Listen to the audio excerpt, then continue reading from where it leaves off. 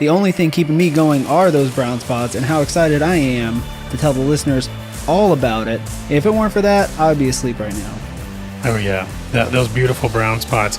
There's a lot of challenges to solve and make sure that the day could go as successfully as possible to get the shoot done effectively and to the standards that we always expect. And when you go all exterior, there's just so many things that can go wrong, so many variables between noise, which we faced, lighting, weather, other people just being around. And then when you add semi-nudity, as I'll call it, and you'll see in some of the behind the scenes, it can just be a recipe for disaster. And I had nightmares. I knew that we had to be there really early. We wanted to get that golden hour, and we didn't want to be shooting at high noon. So we had to start very early.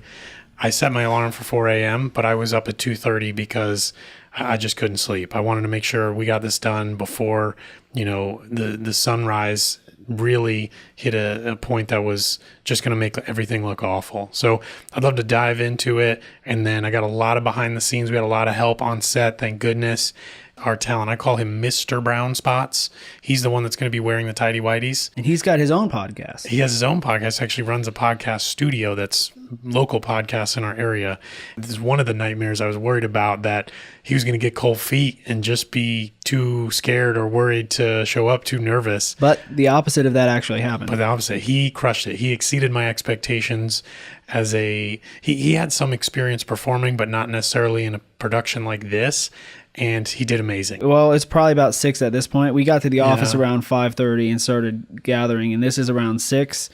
So there he is, the man, the myth, the legend, the Jesse Hall. Mr. Brown Spots.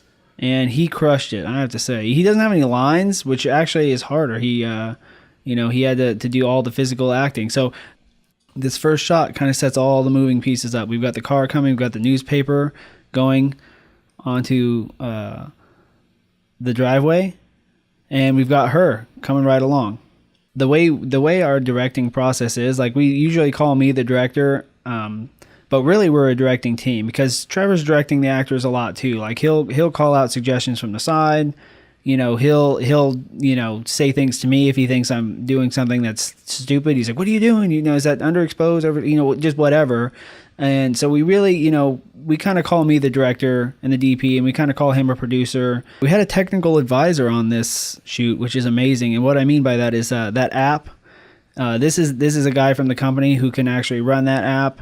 He knew how to, make it work. He knew what to make it look like what kind of shot not what kind of shot we needed, but what screen within the app we needed for it to make sense, because he's the one that installs this stuff. He's the one that sells this stuff to customers, and he helps people set it up. So he was there to help make sure that we got the right part of the app shown and that she's touching the right button. So in these pictures, it looks much brighter than it is because he's exposing the photo properly. Mm-hmm. But to your eye, this is much darker. And evidence of that, you can see how bright these lights are, these house lights. In pure daylight, you would not see that. Those would just look like they were turned off even when they were on. He's half disrobed here, and there he's full disrobed. So there he is to bend over the paper. We've got our other character moving in. I'm going quickly, but hey, follow along, guys, because you're a filmmaker. You want to be a filmmaker? All right, grow a pair, okay? So this sets out the geography of our entire scene right here. He's coming from his house. She's coming up. We know where every single character is in space right here. Everything the viewer needs to know is here. And that's it. That's very important.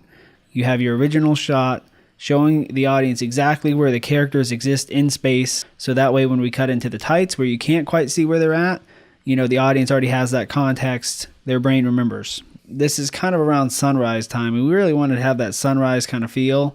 And the establishing shot that shows the houses kind of showed like some yellow light hitting the houses. So we're maintaining that.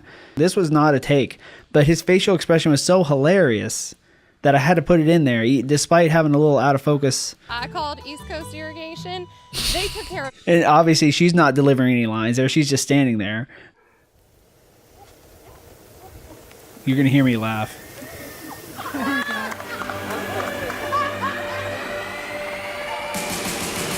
Oh, my gosh. Put that at the beginning of the podcast. All right.